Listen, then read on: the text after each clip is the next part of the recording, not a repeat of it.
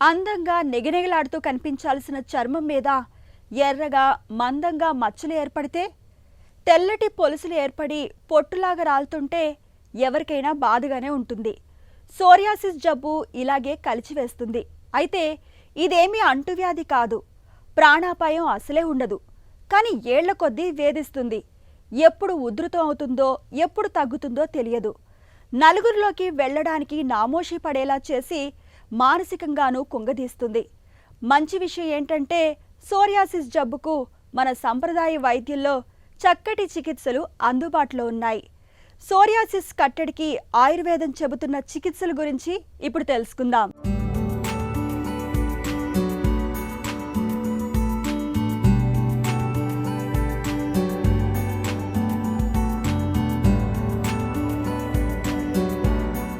మన శరీరానికి చర్మం పెట్టని కోట. చూడ్డానికి పైకి ఒకేలా కనిపించినా ఇందులో 4 పొరలుంటాయి. ఇది ఎప్పటికప్పుడు నిత్యనూతనంగానూ మారుతుంది.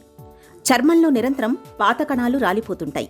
వీటి స్థానంలో కింది పొరల్లోంచి కొత్త కణాలు వచ్చి చేరుతుంటాయి. ఇవి పై పొరకు చేరుకోవడానికి సాధారణంగా 30 నుంచి 40 రోజులు పడుతుంది. కానీ సోరియాసిస్లో కొత్త కణాలు అతివేగంగా ఇబ్బడి ముబ్బడిగా పుట్టుకొస్తుంటాయి. కేవలం 3-4 రోజుల్లోనే పైకి వచ్చేస్తాయి. ఇవి ఒక దగ్గర పోగుపడుతూ మందంగా పొలుసులుగా ఏర్పడతాయి. పొట్టుగా రాలుతుంటాయి. క్రమంగా చర్మం లోపలి పొరల్లో కొత్త సూక్ష్మ రక్తనాళాలు పుట్టుకొస్తాయి. ఇవి పొలుసులను ప్రోత్సహించడంతో పాటు ఎర్రటి మచ్చలకు దారితీస్తాయి. దీంతో సమస్య ఉధృతమవుతుంటుంది. సోరియాసిస్లో ప్రధానంగా తెల్లటి పొలుసులతో కూడిన లేత గులాబీ లేదా ఎర్రటి రంగులో మందమైన మచ్చలు, మంట, దురద, నొప్పి వంటి లక్షణాలు కనిపిస్తుంటాయి. ఇవి సోరియాసిస్ రకాలను బట్టి ఒక్కొక్కరిలో ఒక్కోలా ఉంటాయి. సోరియాసిస్ అనే సమస్య చాలా రకాలుగా వస్తూ ఉంటుంది. కాబట్టి సోరియాసిస్ ఎన్ని రకాలు ఉన్నప్పటికీ కూడా లక్షణం ఒకటే ఉంటుంది. కాబట్టి ఈ యొక్క సీజనల్గా వచ్చే మార్పులకు జాగ్రత్తలు తప్పనిసరి తీసుకోవాలి. చల్లటి నీళ్ళతో స్నానం చేయాలి. సోప్స్ కంటే నేను అడ్వైస్ చేసేది ఏంటంటే కుంకుడుకాయ, మందార, మెంతి ఈ 3 కలిపేసి తల రుద్దుకోవడం, ఒళ్ళు రుద్దుకోవడం ఏది చేసినా కానీ వాళ్ళకి అంత ఇబ్బంది ఉండదు. కొంతమంది సజెస్ట్ చేస్తున్నారు ఒంటికి నలుగు పెట్టుకోండి, పెసరపిండి పెట్టుకోండి, ఇవన్నీ చెప్తున్నారు. కానీ ఏమవుతుందంటే వీళ్ళ పరిస్థితి డిఫరెంట్. ఇది సోరియాసిస్ అనేది ఒక ఇన్ఫ్లమేటరీ కండిషను. ఆ స్కిన్ వచ్చే విధానమే వేరు. అప్పుడు వీళ్ళు నలుగు లాంటిది పెట్టుకుంటే కనుక ఇంకా పుండు ఫామ్ అయ్యి, ఇంకా ఎర్రగా ఫామ్ అయ్యి, ఇంకా వాళ్ళకి ఇబ్బంది కలగడానికి అవకాశం ఉంటుంది. కాబట్టి వాళ్ళు నలుగు లాంటిది చాలా మటుకు పెట్టుకోకూడదు.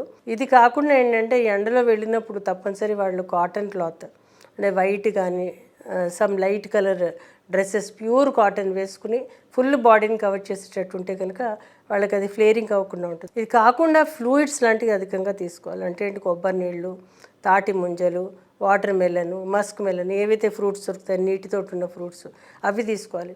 చర్మాన్ని పొలుసులుగా పొట్టుగా రాల్చేసే సోరియాసిస్ వ్యాధికి మన శరీరంలో వ్యాధి నిరోధకత తగ్గడంతో పాటు ఆమం పేరుకుపోవడాన్ని ప్రధాన కారణాలుగా చెబుతుంది ఆయుర్వేదం. ఇలాంటప్పుడు ఆహారాన్ని ఓవైపు పోషకంగా మరోవైపు ఔషధంగా వాడితే సోరియాసిస్ వ్యాధి తగ్గుముఖం పడుతుందని చెబుతారు నిపుణులు. శాకాహారం తినటం మంచిది. తాజా పండ్లు, కూరగాయలు, ఆకుకూరలు ఎక్కువగా తినాలి. మాంసాహారులైతే మితం పాటించాలి. పాలు, పాలతో చేసే పన్నీరు వంటి పదార్థాలు ఎక్కువగా తీసుకోకూడదు. బరువు ఎక్కువగా గలవారు తగ్గేలా చూసుకోవాలి. మధుమేహంతో బాధపడేవాళ్లు గ్లూకోజ్ను చక్కగా అదుపులో ఉంచుకోవాలి. రోజు క్రమం తప్పకుండా వ్యాయామం చేయడం మంచిది. రోజు 1/2 గంట సేపు నీరెండ ఒంటికి తగిలేలా చూసుకోవాలి. కానీ తీవ్రమైన ఎండలోకి వెళ్లకూడదు. ఇక చర్మానికి గాయాలవ్వకుండా చూసుకోవాలి. పొలుసుల్ని గట్టిగా లాగకూడదు. మసిలే నీళ్లతో స్నానం చేయకూడదు. మృదువైన సబ్బుల్ని మాత్రమే వాడుకోవాలి. అధిక వేడి, చల్లదనం సోరియాసిస్ బాధితులకు అంత మంచిది కాదు. చిట్కాల విషయానికి వచ్చేసరికి ఆయుర్వేదంలో చాలా రకాలైన చిట్కాలు ఉంటాయి. ముఖ్యంగా బాడీకి చలవ చేసేవి అంటే ఏంటి, సారిబా, నన్నారి అంటాం కదా, దానిని తీసుకొచ్చి కచ్చాపచ్చగా దంచి కషాయంగా కాచి దానిని ప్రతిరోజు ఒక 30 ml పొద్దున్న, 30 ml సాయంత్రం చొప్పున తాగితే కనుక శరీరంలో వేడి తగ్గి ఈ యొక్క ఇన్ఫ్లమేషన్ కూడా తగ్గుతుంది. ఇది కాకుండా ఏంటంటే వట్టివేళ్ళు, చందనం, శ్రీచందనం అంటే నన్నారి తీసుకోవాలి, వట్టివేళ్ళు తీసుకోవాలి, శ్రీచందనం ఈ 3 కూడా తీసుకోవాలి. తీసుకుని 3 కషాయంగా కాచి చల్లారాక దానిని మీరు పంచదార కానీ తేనె కానీ వేసి నిమ్మరసం పిండి దాన్ని తీసుకుంటే కూడా చాలా బాగా పనిచేస్తుంది.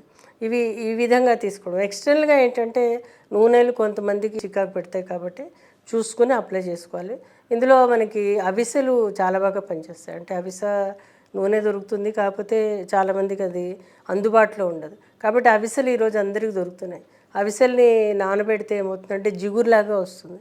ఆ జిగురులో కొంచెం కొబ్బరి నూనె కలిపి స్నానానికి ముందర ఒంటికి అప్లై చేసుకొని కుంకుడుకాయ రసం కానీ లేదా ఏదైనా మైల్డ్ సోప్ కానీ అప్లై చేసుకుని స్నానం చేస్తే కూడా చాలా బాగా పనిచేస్తుంది. ఇంకా చికిత్స విషయంలో ఔషధాల విషయానికి వచ్చేసరికి ఆయుర్వేదంలో చాలా రకాలైన ఔషధాలు, ముఖ్యంగా గుగ్గులు యోగాలు అని ఉన్నాయి. అవి ఏంటంటే రసాయన చికిత్స అని చెప్తూ ఉంటాము.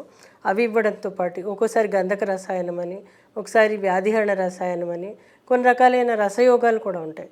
అవన్నీ ఆ యొక్క అంటే దురదతో కూడినప్పుడు, అంటే దీని ఒక ఏకకుష్టము అలాగే ఒక అసాధ్య రోగం కష్టసాధ్య రోగంగా చెప్పడం జరిగింది. కాబట్టి దానికి తగ్గట్టు చికిత్సలు కొన్ని ఆయుర్వేదంలో చెప్పారు.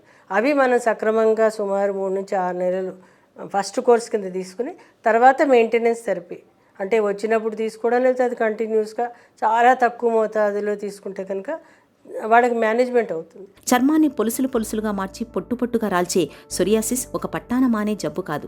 చికిత్స తీసుకుంటున్నప్పటికీ తగ్గుతూ తిరిగి వస్తూ తెగ ఇబ్బంది పడుతుంటుంది. ఇలాంటప్పుడు వ్యాధిని ప్రేరేపించే కారకాలకు దూరంగా మసులుకోవాలి. ఎలర్జీలు, ధూమపానం, మద్యపానం వంటికి దూరంగా ఉండాలి. ఒత్తిడి, ఆందోళనలు సొరియాసిస్ను తీవ్రం చేస్తాయి. కాబట్టి మనసును ప్రశాంతంగా ఉంచుకోవాలి. స్నానం చేసిన తర్వాత చర్మంపై క్రీముతో కూడిన లోషన్లు రాసుకోవడం మేలు.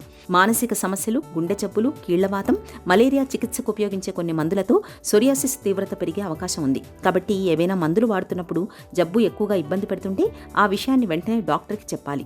శరీరంలోని ఆమవాతాన్ని తగ్గించేందుకు పంచకర్మలు బాగా ఉపకరిస్తాయి. తరచూ పంచకర్మ చికిత్సల్ని చేయించుకుంటే సొరియాసిస్ వ్యాధి చక్కగా అదుపులో ఉంటుంది. కరంజీ, భృంగరాజ వంటి తైలాలను నిత్యం చర్మానికి పట్టిస్తూ ఉంటే సొరియాసిస్ వ్యాధి తీవ్రం కాకుండా ఉంటుంది. బోల్డ్ టేకులు వచ్చాయి.